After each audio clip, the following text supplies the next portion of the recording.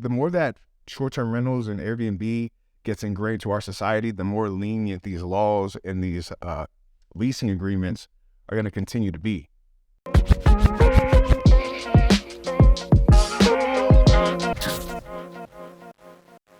Short-term rental versus long-term rental part 2, initial investment and returns.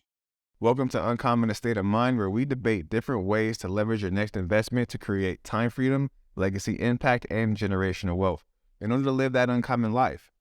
But in order to live that uncommon life, you need to be uncommon. My name is Joey, aka Mr. J Mays. Hey, what's up? And I'm AD, also known as AD the Fly Realtor. Awesome. So, what brings us here today? We're both in the real estate field. I don't like to really say I'm in the real estate field. I like to more so say that I'm in the hospitality field. Spoken like a true short-term rental host. It's what's up. But I know that AD has a pretty extensive background in multifamily. I'm gonna go ahead and let him explain what that is. Well, in layman's terms, I'm a deal finder of multifamily real estate. So based on your criteria and your current situation, I'll help you find a deal that works for you. What I often say is I put viable investment opportunities in front of qualified buyers. That sounds very professional. Like you asked for the intro, I had to give them the real estate pro intro. So it's just what it is. Hey, plug it in. Well, sorry, I had to hint you that hard with it, but it is what it is, man. I own and operate a couple of short-term rentals within California. Started off with one in 2019. Oh yeah, I have about 10 now. And I found it to be very lucrative anyways. But so me and him will usually have arguments in regards to short-term rentals and multifamily to see which one is the better investment. I obviously think that short-term rentals is a better investment than multifamily.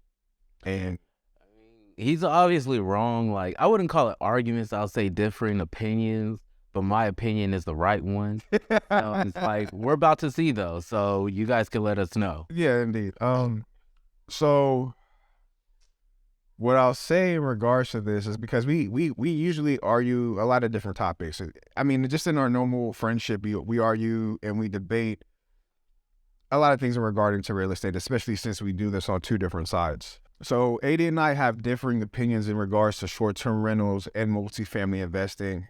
I believe that short-term rentals is like a superior investment product than multifamily rentals. And I think multifamily is literally like the smartest and the best way to get to where you're trying to get to live that uncommon life that we talked about earlier. So let's see. Yeah, we'll definitely see, after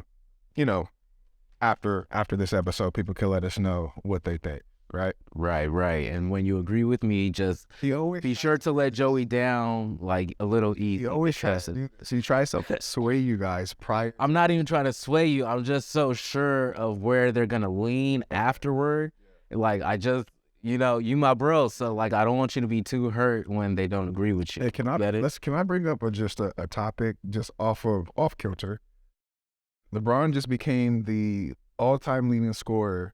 Okay. This was way off, but I like where we going. I just thought that, that was just dope. I just wanted to go ahead and just reference that. No, it was really dope, especially since he's wearing a Laker jersey right now. Like, we're both Laker fans. Like, born and raised LA, you know what I'm saying? You know what I'm saying? Right? Like, so, hey. Speaking of numbers, we're going to go ahead and hop right into our subject right now. Because it really is all about the numbers for us today. We're talking about the differences between short-term rentals and long-term rentals and which is a better or superior product for investing. And right now we're going to dig into two topics really, which is just initial investment and easiest path to entry. In which I believe that I don't think you can beat short-term rentals when it comes to easiest path to entry. Personally. So this is what I'll say. Plan. There's a couple of ways you can get into it. First of all, you know what? I'm going to go ahead and go into the easiest way to get into this. You don't even need to actually like be an investor. You know what I mean? Okay. You literally don't even need to be an investor. You could just have a property sitting somewhere. You could have an extra room in your house. You know what I mean? And you just be like, you know what? Let me just see how this extra room does on Airbnb. You know what I mean? And All right. kind of gauge whether or not you want to go down this path or not, just off of the extra rooms that you may have. Actually, Airbnb just came out with a product right now. Well, not a product, but they've partnered with different apartment complexes and management companies All right. in order to let tenants, because I'll get into that later, but in order to let tenants rent out their apartment for 10 days out of the month. Normally, in normal situations, and don't get me wrong, this is not for every apartment complex, but normally subletting is against, it's against your leasing agreement. And you've been a property manager, that's what the standard change in leasing agreement. Most definitely. But they've actually become, the more that short-term rentals and Airbnb gets ingrained to our society, the more lenient these laws and these leasing agreements are going to continue to be. So just to test it out, you can't get any easier than free 99, bro. I mean, okay. Can't get any easier than free 99, okay? But even if you wanted to go in this as an investor, okay? And this is us talking about the easiest path to entry. If you did decide you wanted to go arbitrage, because honestly, that's the way I decided. I finished my classes. I took some courses, and I have mentors that kind of taught me up and showed me the ropes. And I was ready to go out there and start investing. I started off with $25K. You know what I mean? Started off with $25K. There's a lot of different ways that we can get into actually acquiring the cash in order to do that, but I'm not going to get into that today. That's for another subject. But I started off with $25K as my initial investment. And this was at the end of 2019, and you already know. This is at the end of 2019. I'm going to say that again. This is December, end of 2019, December 2019 when I got my first booking. And I'm already scared. Like, I'm already nervous because this is my first business, or that's not my first business, but it's my, Definitely not the first. it's not the first business, but it's my first rental business. This is like my baby. I'm scared I'm not going to get anybody to stay in my property. Yeah. Well, what made you scared? How much did you put in? Well, as I said, like that initial 25K, especially if you're just starting off as an investor, that's a lot of money. That's steep. You know what I mean? So like, I've nothing to laugh at, man. 25K? Yeah, like, and I'm like, okay, like I got to make good on this, and I got to make sure that this multiplies, right? And after that 25K, I pretty much had nothing left because all of what comes into those expenses is like, you have your rent, you have your first and last, you have your security deposit. If you're known or if your business is established, which mine was not, if you're just established, you only have to pay, depending on the complex that you're working with, you'll probably pay a holding deposit and then maybe first month's rent.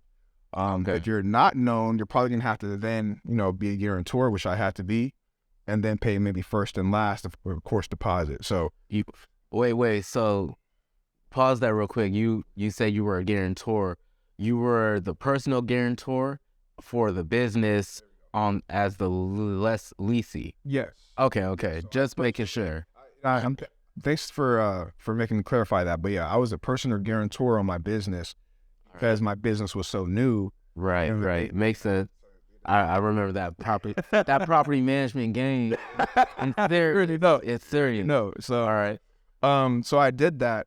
So I played first and last. That was around 5K or so, if I'm not mistaken. And then after that, I have all of my design expenses. Me personally, I'm not a designer. So in my team, we had this really bomb designer on our team, and she was great, but she was expensive. That was the majority of our costs. Like out of the 25, I want to say maybe 19K went to just design it in itself. But if you know somebody or if you're good at design, you can cut that cost in half. But I didn't, because I didn't know what I was doing in regards to design, especially a short-term rental. And I was pretty, nervous about that. You know what I mean? Back to the story before I get back into the numbers is, so that happened, and we, my first month of December, we booked, and I was happy. I was like, okay, cool, this is amazing. This business is going to be great. Then 2020 hit, bro. Let me tell you. Different. Let me tell you. I did not know fear until, okay? Having a brand new business, you know what I'm saying? You just started it, you get scared. Yeah. And then 2020 hit. That's really a word, man. I feel that because like that kind of happened to me too. Like, I feel that. So I feel that. I had all these bookings planned. They all got canceled. You know what I mean? And I'm sitting here like, I'm not gonna be able to pay rent. All of my cash went into like just getting this unit up. But luckily, I had amazing mentors that helped me pivot to start hosting essential workers. And, I got that bad boy listed. And then after that, the boom happened, which was, great. But anyways, that brings me back to just arbitrage. What arbitrage is, and that's the business model that I chose in order to get into short-term rentals. And all arbitrage is this pretty much renting out a space to then go ahead and re-rent it to somebody else or subletting, right? Once again, most apartment complexes don't allow subletting, but if you come at it as a business or as a business, then there's ways and loopholes around that, and that's the loophole that I chose. So real quick for the audience, what's that called when you get a lease as a business? What do you mean? It's just called a lease. Well, yeah, I mean, it's called a corporate lease. Oh yeah, you're right. You're right. Sorry, corporate lease. See, well, he's getting ready to argue with me. I'm like, it's called. And I gotta tell him his own game. But yeah, he's right. He's right. It's a corporate lease. It's a little different from a lease from a regular person. No, he's right. It's called a corporate lease, and corporate leases, you have your normal leases for the the normal population, and then you have your corporate leases, for businesses that that pretty much do what we do. Thanks for bringing that up. Trying to kind of set me up there, and I feel like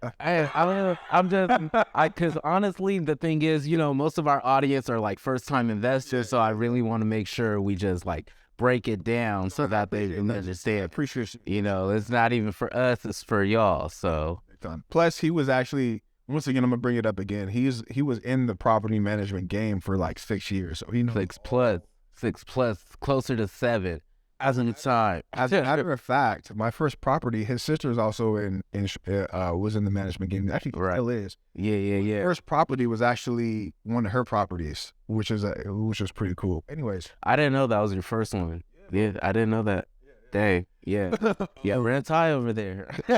Where she's at, where she was at, rent's high. It's crazy. So yeah, I see that fear you were talking about. So I went ahead and I spent all my entire cash, right? Of course, on the design, and then of course there's the way that we run it. There's specific things that we have in order to have maximum control, which is all of our security systems in regards to like Vivint. It was one of the security systems that we get, and you either pay for that up front, or you can check pay it out, or money. So at this time, how did you do? You did it up front, or you chose? I believe I did a monthly plan because I wanted to save as much cash as I could. I hear you. I was like, you're smart, right? So I went in. Of course, design was my biggest expense. That was around $19K. Everything else in regards to all of our systems that we put in play, Vivint, our noise aware system, which is our noise decibel monitor, which is one of my favorite things that we have in the apartment. It's like it monitors, the noise decibels. So if anybody like screams or yells or they're having a party, you can just go ahead. It alerts you and start regulating. So I usually just put that in the unit, probably in one of the outlets, and I just I set it up. It's an app on their phone, and it works perfect. Anyways, off subject. So that's another thing that we had, and total expenses $25K. Now, in California, when it comes to revenue, we're used to I'm talking not net profit, maybe over $1,000, but national average is around $800 a month. That's net. That and what net profit is pretty much just after all expenses, what are you keeping? $800 per month per bed, right? And I had a 1-bedroom. So if I go ahead and fast forward for the year, I was probably a little short of this for 2020 only because of the pandemic. But if I had a regular year in the years after, it kind of hit around the same numbers, which is $800 per month. Fast forward for the year annually, that's $9,600 per annually. And what helps with that is, sorry, not what helps with that, but what that tells me is this could be a really good investment because our ROI, which is return on investment, was 38%, right? 25K of overall expenses, 1 year down, I already make $9,600 back, which was like amazing to me. And, once I learned all about ROI and just return on investment and things of that nature, and people are letting me know, like, dude, It really is. It really, yeah, no, 38%, like, right. You're beating the stock market, you're beating the savings account, you're beating a lot of things at 38%. That's what I'm saying. So when I saw that, I was like, dude, this is great. And this is for initial cash flow. Now, mind you, I don't own anything, but I can get cash flow right away. You know what I mean? Which is amazing. And I have a couple of stats here, not stats, but pretty much so. And here it is. At $9,600 annually, it'll take me 2.6 years to get all of my cash back from that investment, right? Which is amazing because then right after that, I can go get another one. And guess what? After I have two making me $9,600, it's going to take me half the time to pay that back. So instead of 2.6, it's now 1.3. And then you start the snowball effect. And that's what's beautiful about arbitrage is that though you don't own anything, you immediately start to cash flow and you can get that initial investment back as quick as possible and then start snowballing and adding more and more inventory. So yeah, man, I think in that regard, I feel like multifamily's beat. All right. So give me just a second. Give me just a second. All right. All right. So let's go back to where you said your initial investment was $25K, right? Okay. $25K. So if at that time we live in Los Angeles, like for the most of the country, this is going to be a little bit different. It'll actually be easier. But in Los Angeles, let's just say LA, like 25K. What can you do with 25K in the multifamily space? Well, let's see. So with 25K, what you can do in the multifamily space, let me tell you, my bro, 25,000 divided by 3.5% equals pretty much 715,000. Why I say 3.5%? Because 3.5% is the minimum requirement needed for an FHA. An FHA is a loan you can use if you haven't owned property within the last 3 years. So if you haven't owned property within the last 3 years in the industry, you're considered a first-time buyer. If you haven't been on any kind of like loan or mortgage or anything like that. So with $715,000, you can own and have power of a property that's $715,000, but you only pay $25K. What you can do from there with an owner-occupied loan is you can rent out another unit. Like, okay, well, if it's a unit like in LA, like let's be honest, $715,000, like best you'll probably get it, like that can work for an FHA loan. The best you can get is probably a duplex. Like, I don't know if you can really get a move-in ready triplex for that amount, but you could get a duplex depending on where you're okay with living. So with that, I say that to say that, okay, I put 25,000 down. The thing is, the best part is you live in one of the units, obviously. So it's like, that's where you live because you need somewhere to live. So it's like, if you have to pay partially for where you live, that's something you were already going to do anyways. You know what I'm saying? Rent out the other unit, So for whatever it may be. So this really depends on how many bedrooms that other unit is, how many people you have with you. Like if you could like live in a 1-bedroom, like me, like I got a family now, so I would need more than 1 bedroom. You know what I'm saying? But let's say you, like if you had a duplex, one unit is a 2x2, the other unit is a 1x1. You could live in the 1x1, rent out the 2x2. They're going to be paying you more than you pay for your mortgage. You feel me? But the best part is, how long did you say it took you to get your investment back? 2.6. And when did you first start investing in short-term rentals? 2019. 2019. All right. So at that time, in the year 2020, like we saw outrageous amounts of appreciation on properties. So like I believe nationally the average was around 20 to 25. Like look that up. Don't quote me on that, but I'm pretty sure it was around 20 to 25 during the like early part of the pandemic. Cause you know, like things went crazy. You know what I mean? Like everybody thought the world was gonna burn, but like interest rates made people go nuts. Did you know why I'm not sure. I'm just asking, like, do you know why like appreciation went up so high? Well, this is going to take us off topic, but bear with us while we go down this rabbit hole. All right, like my non-expert, strictly from the real estate point of view, like it's really because interest rates dropped so low.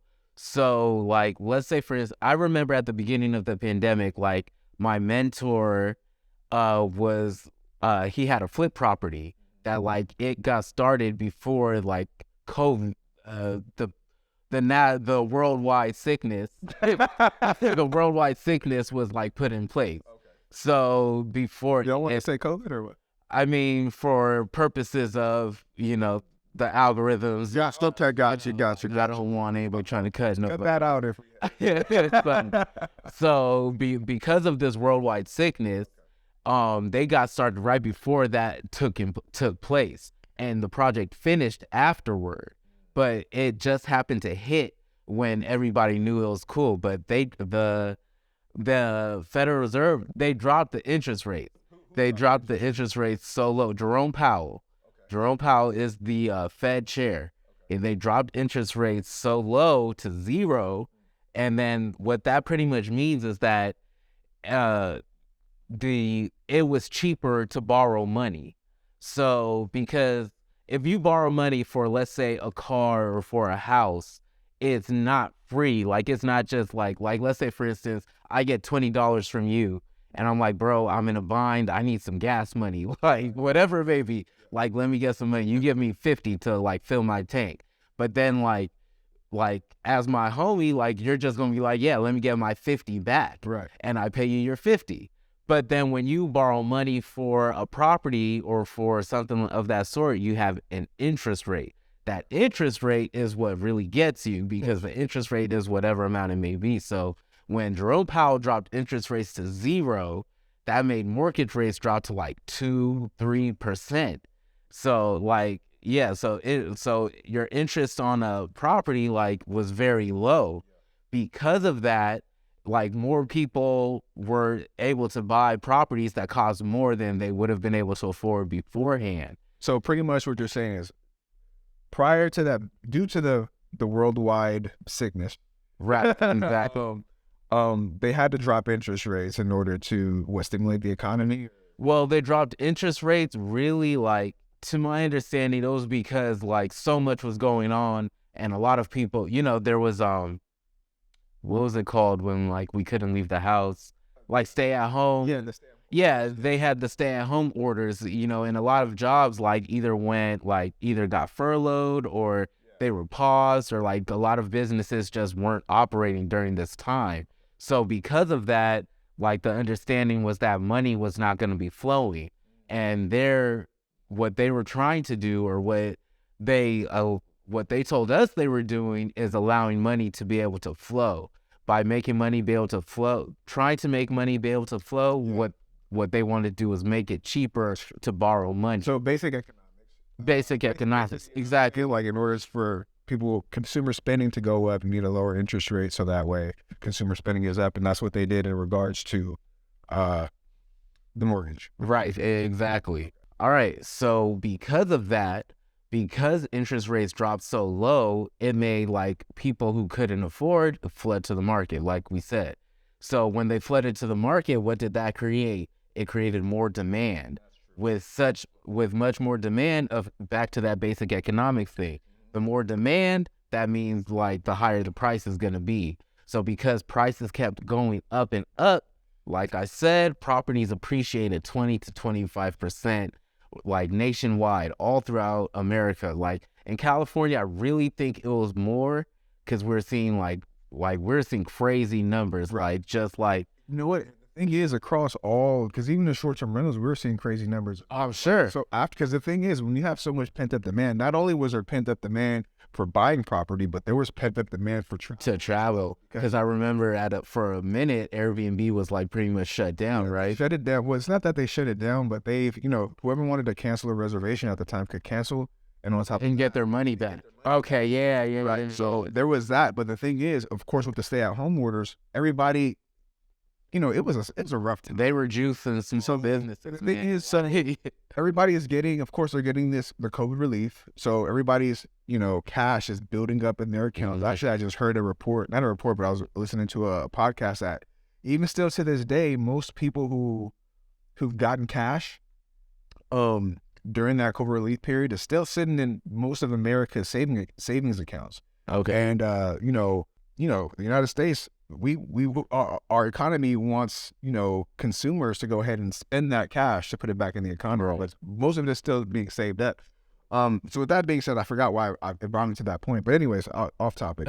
Off topic. But there was so much pent up demand of travel that even the second that those stay-at-home orders were lifted, there was a huge boom in short-term rental travel. Like our prices were like ridiculous. You didn't even have to be your place could be trash. Man.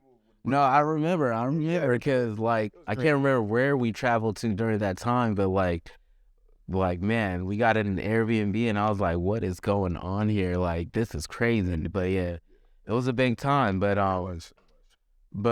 back to my point. So like during that time in the year 2020, with appreciation being 20 to 25%, if you had used that $25,000 to use as your down payment for an FHA loan for a property that was $715,000, let's say $715,000 plus, let's just say 20%, that's $143,000. That property would have now been worth $858,000 just in that time. But the cool part is, like I said, you could live in one unit where you need to live somewhere anyways. Like that's the whole thing about real estate. Like everybody needs somewhere to live, but then you rented out the other unit. So one, you got somebody helping you with your mortgage payment. That's debt pay down, popping. You know what I'm saying? But then you also got the benefit of crazy appreciation. $858,000. So let's say after that year, you talking about recouping your money, you could have refinanced out of that loan and got all that money back. Like however much it increased in value, you could have got that back. Or you could have just sold the property and got all that money back. Although selling for like the way I think, selling wouldn't have been the smartest thing to do in that situation. Well, just because like you gained all that appreciation, like I think maybe either refinance, since it's an owner occupied, I would say like you can even HELOC it, which is a home equity line of credit. Yeah, you could pull that out, you know what I mean? Go invest with it and pay yourself back little by little. Like it's a lot more detailed than that. So don't just take that and run with it, or you could refinance, like not always the better option because you are subject to different interest rates. But at the time, interest rates, if you waited a year from early 2020 or late 2019, interest rates still would have been favorable. So you could have refinanced a year later. So that would have been fine. But still, like what I'm saying is you get those options. Like you can keep that property, and go get your money out, go get another property. You know what I mean? Pretty much, if you moved out of that property, go buy another property, use an FHA loan.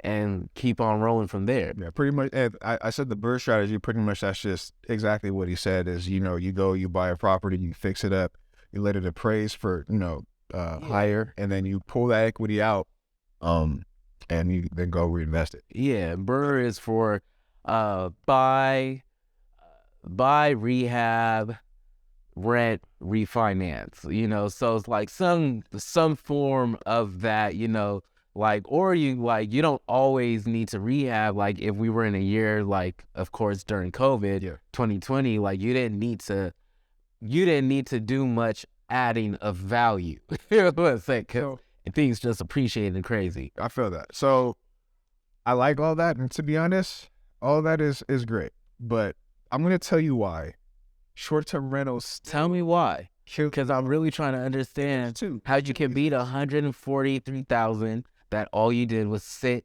and like pay your own rent, okay, and like get somebody else to help you pay down this debt. Okay. So why would short-term rentals beat that? Please. I'm trying to understand. So I'm gonna give you the weak argument first. The weak argument. Well, more specifically, why would rental arbitrage beat that? Okay, you're right. So rental arbitrage. Well, I mean, it's not even about where you're going. I just want to know from your point. So what I'll say, rental arbitrage, I can't say that it beats that strategy exactly, but what it does, it's not, I'm not even gonna go to arbitrage. The fact that you can do this in a home that you already occupy, meaning you don't have to put any money down, you don't have to you don't have to add any extra value to the property or the place that you're already in, but you can just go ahead and rent a room that you already have access to. You're talking about paying half of your rent. That's half of your rent right there. If you're staying in a regular house and you're just putting that house or putting that room or putting an apartment on Airbnb. Would a room have gotten you the same kind of numbers that like a whole unit would? What do you mean? So like, for instance, how you said like the national average was like 800, and then you said like in California it was about 1,000. So like with just a room, it will still get you those same kind of numbers? So with a room within someone's home, I should say. So rooms are going to be a little bit less. So I would take the room out of arbitrage, but it's almost similar because when we do our calculations, and also this is how my mentor taught us, is to do it per bed, because the more people that you can sleep in a short-term rental, the more money that you make. So for us, so that's why like every time I get an Airbnb, like they be putting beds in like the most random spots, dude. Like there was one where it was like I can't remember, because, you know, my family, we travel a lot. Like, I have the family I grew up with, but I now have, like, you know, a wife and a son. But, like, we all travel a lot still. And, like, my parents love for all of us to be together. So we'll be in a house, and then there's, like, a bed and then a smaller bed in the same room. I'm like, that's why. But I kind of figured it was, like, okay, to fit more people. But it makes more sense when you say you're renting by bed. Like, yeah, the more heads that you can fit inside of your short-term rental, the more that you can sleep. So even in our 2 bedrooms, you know, we can sleep up to 6. You know what I mean? We'll have our regular king size bed. Everything that we do is king size. Well, not everything. When it comes to actual bedrooms, it's king size beds. Then we have the pull-out sofa that's queen size, and then we also have like a twin roll-out mattress. Or some random hidden futon. Exactly. Like exactly, because there's more heads that you can sleep. But anyways, when it comes to that $800, it's actually per bedroom is how we do our calculations. So per bedroom, it's $800. So if it's a 1 bedroom, it's $800 a month. If you have a 2 bedroom, that's $1,600 a month. Okay. Our calculation. So then if you're messing with these large properties, your net is a net. Okay. Thank you for bringing that up. Yeah, net. That's how much we net. So when we're dealing with these larger properties, so back to your question, for that bedroom, that's $800 for that bedroom. But the thing is, I would say a little less, because people like to stay in an entire. Right. You're not going to be able to charge to, you know, the amounts that you're premium prices. You know, I figured that. Yeah. So it'd probably be less than that if we're going to be honest. And I don't want to give any misinformation, but it would definitely probably be less. But even if it is less, dude, that's at least half of your rent. Say you charge. Right, they're at least helping you pay your mortgage. This is what I'm saying. So, like, if you're doing this, if it's 30 days out of the month, and you're, what is it, $90, maybe $100 a night, and you get it filled up for maybe, we never do we never do 100% of stays. We do around, like, I think it was, what was our percentage? I think it was like 86%. Anyway, it's around 24 nights is how we do our calculations of profit, right? So if we did 2160. so if we did 100 $2,000 bucks, you did the math for me. He's great. $2,000, and say your monthly rent is $3,000. You know what I'm saying? This is California, so that's not far-fetched. I know. That's crazy. So that's most of your rent paid. So that's $2,000. If your rent is $3,000, that's $2,000 that you get to pocket and go do whatever you want with, and that's for free 99. You know what I'm saying? That's cool. So I mean, it's cool. Like, I'm not after that, you can then decide, like, okay, well, I really like this. Now, what if I decide to go into renting an entire space? But you're not buying an entire space, but you want to go the arbitrage route. Maybe you want cash flow, because arbitrage is mainly for cash flow. You know what I'm saying? Like, once again, equity and ownership, that's a whole different ballgame. But if you're looking for cash flow and you're looking to cash flow quickly, arbitrage is the way to go. So I'm going to tell you the second reason why we have you beat. And, but first I want to go ahead and let you go ahead and explain, because you brought up an argument before in one of our other episodes about PITI. Right. What's that? PITI, that's payment, insurance. I mean, it's not payment. Principal, insurance, tax, interest. And what that really is like, that's the total of what makes your mortgage payment every month. So principal, insurance, tax, and interest. PITI, PITI, whichever one you want to call it. In the industry, that's what they're going to refer to it as. Okay. So say that's your initial investment. Say you're doing what you're talking about. Maybe you go get a duplex for that $25,000 that I put down, right? I go get a duplex, and I rent out that other unit, right? So how much net would you think that I would make from that investment? Let's see, that's real hard to say, because that starts to really crunch down to like the specific, like the property, the area, how much that unit, the other unit rented for, you know what I'm saying? So it's like, in that kind of situation, more so, I'm not necessarily looking to net profit. I'm capitalizing on that because, one, I get to pay, when instead of paying rent, I pay mortgage to something I own. But then two, somebody else helps me with it. You know what I'm saying? So I'm not worried. I don't know if people, like first-time investors, like trying to capitalize in that way, should be as focused on cash flow or net profit. They should be really thinking about the fact that somebody's helping them pay for a debt that's in their name, but it doesn't have to come out of their pocket. Okay. So pretty much what you're telling me is you're not going to make anything. That's not what I'm saying. That's not what I'm saying at all.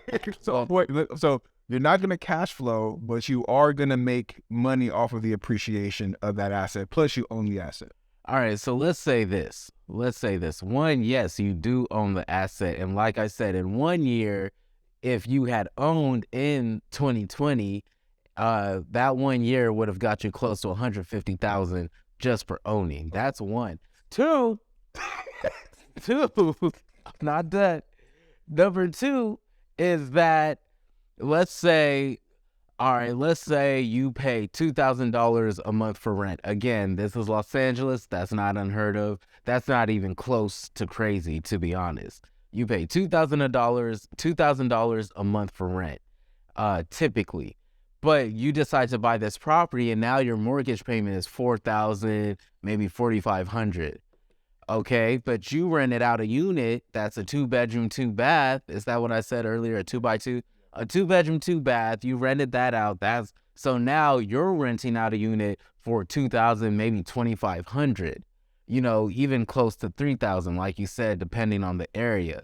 So then now my $4,000 mortgage payment, I got somebody else paying most of that.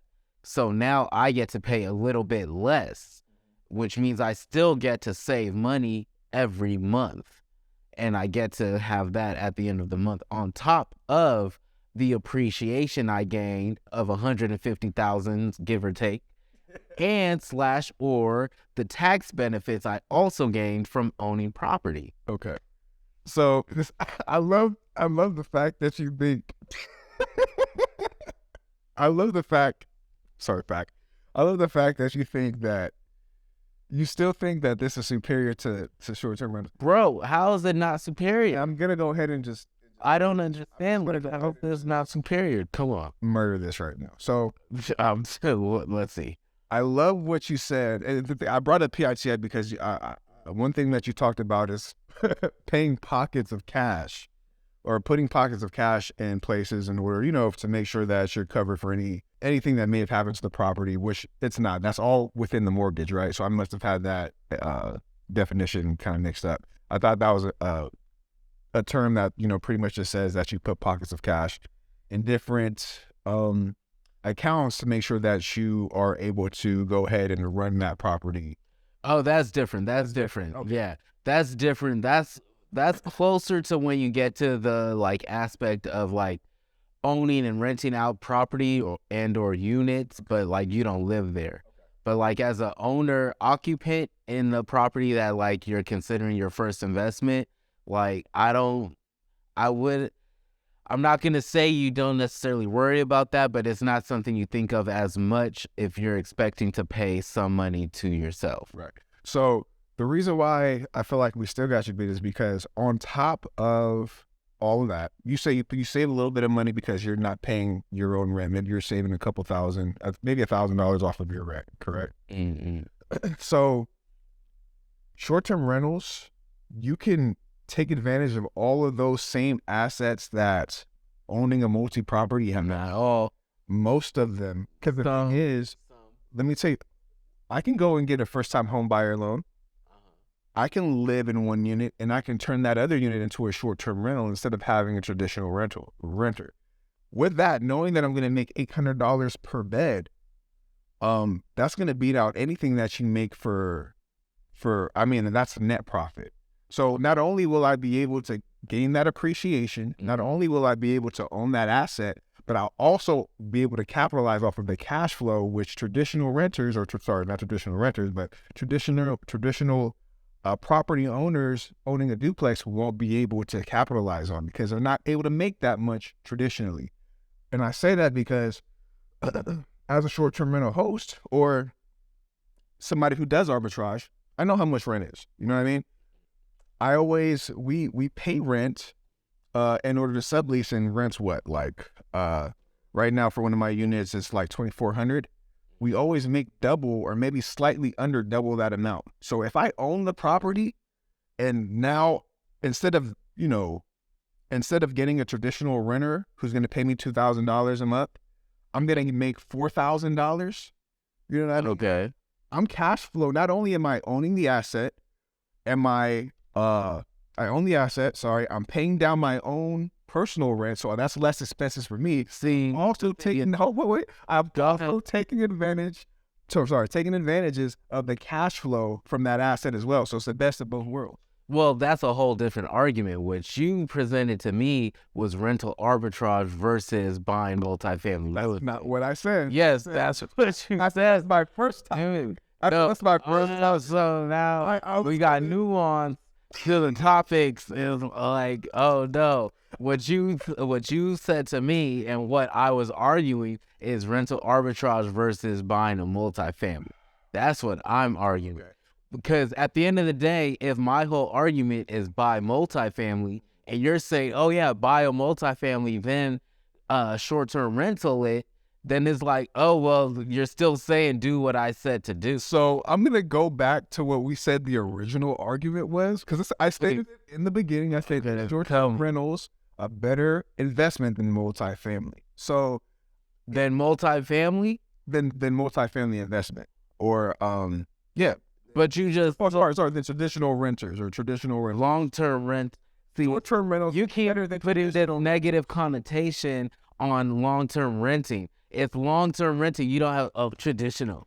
You're trying to make it sound real blank, boring and lame where it's like, no, this is just what people need. Like, this is what people need. I think it's because you've lost the argument. No, the thing is, I haven't lost. It's like you're trying to use these words, and with your words, you're trying to change the direction of the conversation. I should not change the direction.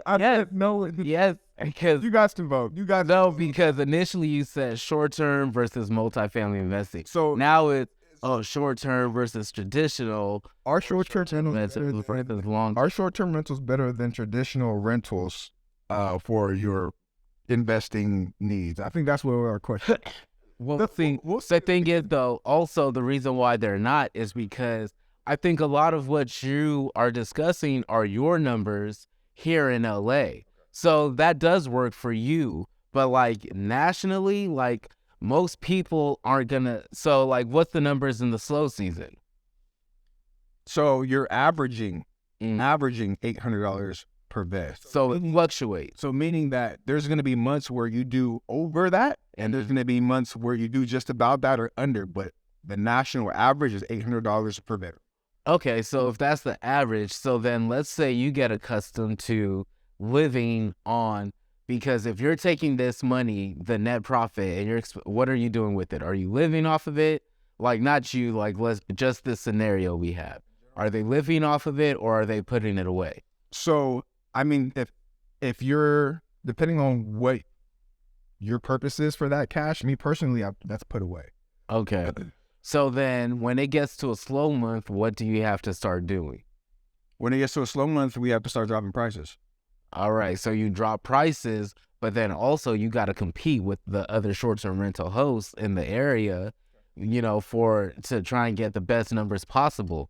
If I'm renting to a long-term tenant, like, at least I know what I'm getting every month, and I'm not about to get in the streets to start fighting or fussing about anything because my money is regular, because my tenant is in there consistently, so on a regular basis. Regularly, we're able to make, even if you're not going to make that, because what I'm talking about is profit, right? What I'm talking about is net income after all your expenses.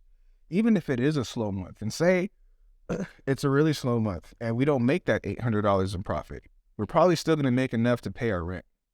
Yeah. I mean, but let's say, for instance, the person who's like using this money to go live on, so that means like 1 month they're getting, like, in profit, they get $1,500, but then the next month in profit, they got $200, like just enough to pay the rent and barely anything after that. So now what does that do for your living expenses when it just fluctuated so dramatically?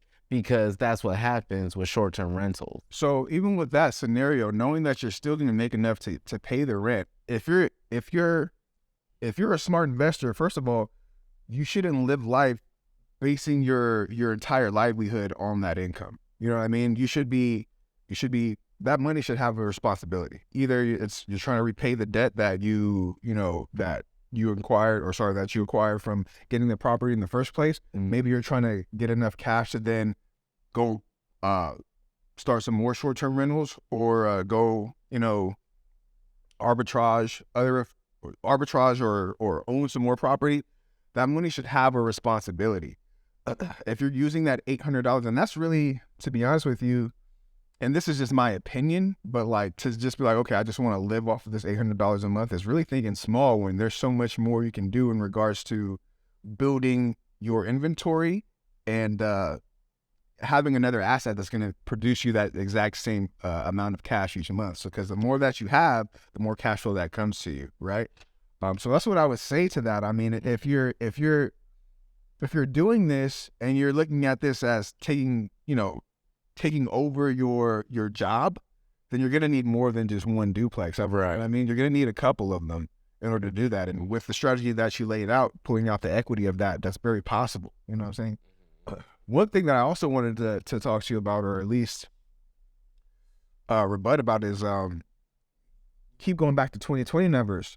We're not 2020 no more, man. See, that's the thing. I'm glad you said that. Yeah. I'm really glad you said that, because even right now, like, I was just looking at this the other day, like, The statistics right now still show that in 2022, it was like just an outrageous amount of appreciation, like even more than normal still to this day.